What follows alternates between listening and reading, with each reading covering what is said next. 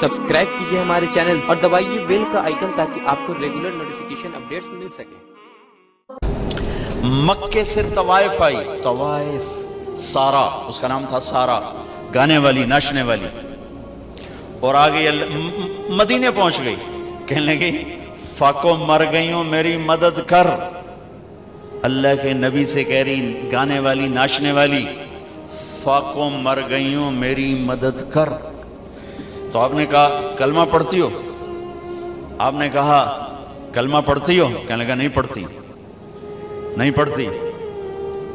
कुफर, नाचने वाली गाने वाली, ठीक है।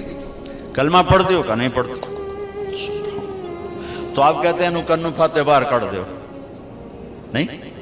तो आपने कहा मैं अपनी खानदान वालों से कहता हूं इस औरत की मदद करो।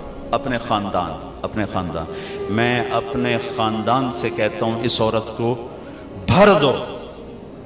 ये अपना खानदान क्यों कहा? सब सहाबा से क्यों नहीं कहा कि किसी के जी में ये ना आए कि तवाइफ की मदद कर रहे हैं, लिहाजा अपने खानदान से कहा मेरे घर वाले इसकी मदद करो, और उसको भर के भेजा।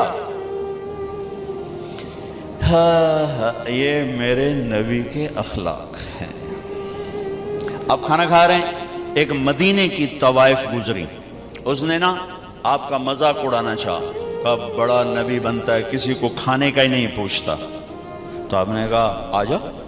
हालांकि आप कहते हैं इन 2 लितर मारो तो दफा करो, ये तवाइफ होके की गल कर रही। 2007 में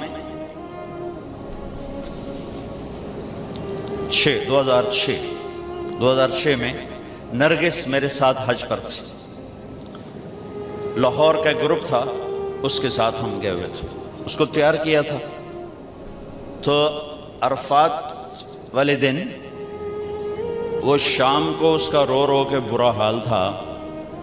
क्या पता चला कि वो मैट्रेस नहीं बिछाते ये लोग जो हज टूर वाले होते हैं, वहाँ 3-4 ख़वातीन बैठी थीं, वो भी जाके बैठ गई। तो उन्होंने उसको तवाइफ और रंडी और क्या कुछ कहकर वहाँ से उठा दिया और बेइज्जत किया, बहुत ज़्यादा बेइज्जत की। तो उसको इतनी मुश्किल से समझा बुझा के उसको नरम किया। मैंने कहा मैं अब किसके सामने रोना रोऊं? ये वो जगह है जहां मेरा अल्लाह कहता है इतने गुनाह लेकर आओ जितने बारिश के कतरे हैं माफ़ कर दूँ, इतने लेकर आओ जितने रेत के ज़र्रे हैं माफ़ कर दूँगा, इतने लेकर आओ जितने दरख्तों के पत्ते हैं माफ़ कर दूँ। तो एक तवाइफ के पास इतने गुनाह तो नहीं है कि वो बारिश के कतरों से ज़्यादा हो जाएं, या रेत के ज़र्रों से बढ़ जाएं, या दरख्तों के पत्तों से बढ़ जाएं।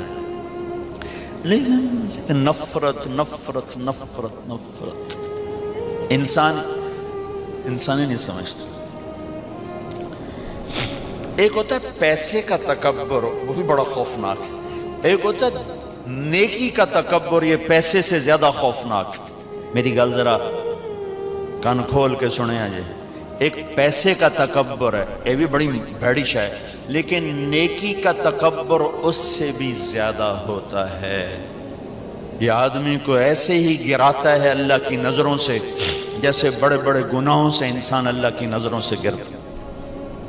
उसका ये मैंने आपको नमूना दिखाया कि उड़ जा यहाँ से। तवाइफ नाचने वाली, वो तो तौबा करने गई थी वो, और उसने की तौबा, घर बैठ गई।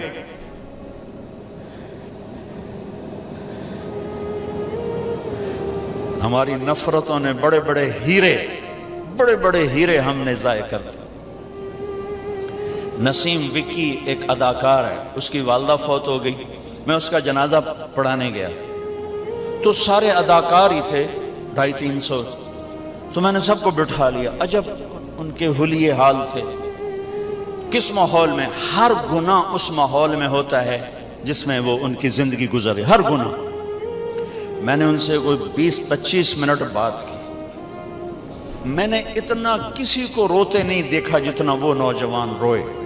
हिचकियों, میں نے تھوڑی اللہ کے نبی کی وفات بیان کی، حضرت علی مقام امام حسین کی تھوڑی سی سیرت بیان کی۔ ایک نوجوان ایسا تڑپ کے روتا تھا، اس نے میں اب رو رہا ہوں، اور جنازے کے بعد میں گاڑی میں بیٹھا اور ریمنڈ تک میں روتا ہی گیا کہ کیسے کیسے ہیرے ہماری نفرتوں نے تباہ کر دیا۔ کنجر کنجر کنجر، رنڈی طوائف طوائف۔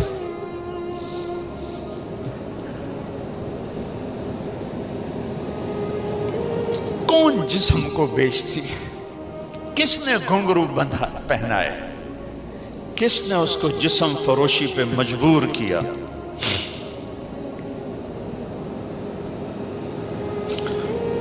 یہ کوئی عورت کی فطرت تھوڑا ہی ہے کہ اپنا جسم بیچنے کے لیے منڈی میں آ جائے، اپنے جسم کی نمائش کے لیے گھنگرو باندھے۔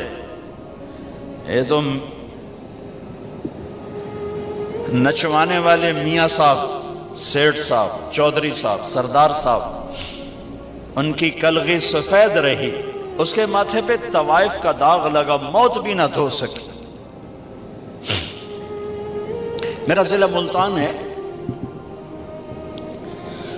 1818 میں رنجیت سنگھ نے ملتان فتح کیا تھا، مظفر خان سے حکومت چھینی، شہید ہوئی، تو اس نے 3 بازار حسن بنائے، ایک ملتان میں، ایک کیروڑ پکا میں، ایک تلمبا۔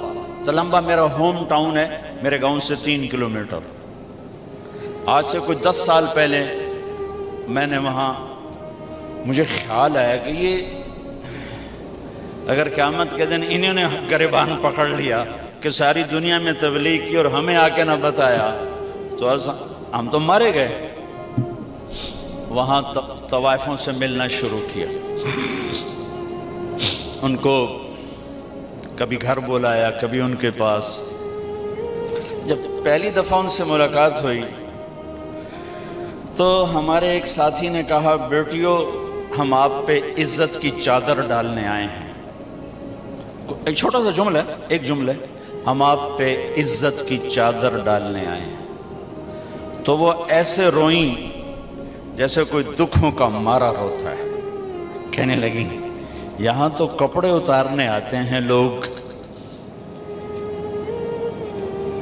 آپ کون ہیں جو ہم پہ چادر ڈالنے آئے ہیں؟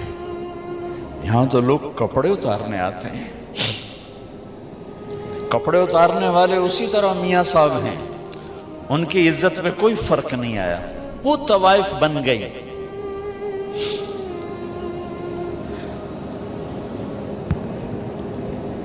10 سال کی محنت کے بعد اللہ کے فضل سے وہ سارا محلہ ختم ہونے کو ہے۔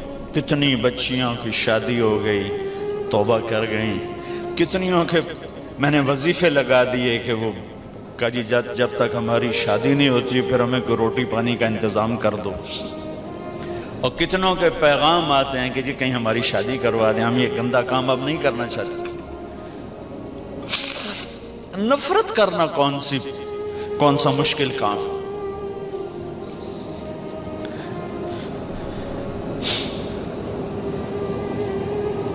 وہ طوائف کہنے لگی یہ کیسا نبی ہے جو کسی کو پوچھتا ہی نہیں۔ آپ نے کہا آجا، تو بھی آجا، بٹھا لی۔ وہ تو آپ کو غصہ دلانا چاہتی تھی، کہنے لگی میں ایسے نہیں کھاؤں گی، جو تیرے منہ میں ہے وہ نکال کے مجھے کھلا۔ اور ہماری پنجابی کی مثال ہے، کبا سمجھتے ہیں؟ کبڑا، کبے نو لت لگی وہ سدھا ہو گیا، ان کو سے لت ماری وہ سدھا ہو گیا۔ اور اس نے تو اللہ کے نبی کا مذاق اڑایا، وہ اس کو سیدھا پڑ گیا۔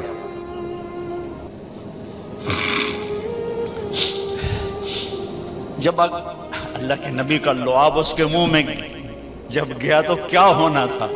جو ہی آپ کے منہ کا نوالا اس کے منہ میں گیا، اس نے وہیں کلمہ پڑھ لیا اور مدینے کی حیادار پاک دامن عورت بن گئی۔ میرے بھائی بہنوں، زندگی کی خوبصورتی حج سے نہیں ہوگی، نماز سے نہیں ہوگی، روزے سے نہیں ہوگی، ذکر و تلاوت سے نہیں ہوگی۔ ہاں، یہ ہماری فاؤنڈیشن ہے، ہماری بنیاد بنے گی۔ بنیاد کے بغیر عمارت نہیں بنتی۔ اگر زندگی کو خوبصورت بنانا ہے، اس میں حج بھی ایک عمل ہے، تو اپنے اخلاق خوبصورت، نبی والے اخلاق سیکھیں۔ آپ کا گھر خوبصورت، آپ کا زندگی کا سفر خوبصورت، آپ کی اولاد آپ سے خوش، آپ اپنی اولاد سے، آپ کی بیوی آپ کو دعائیں دے گی، آپ اپنی بیوی کو دعائیں دیں گے، اگر نبی والے اخلاق زندہ ہو۔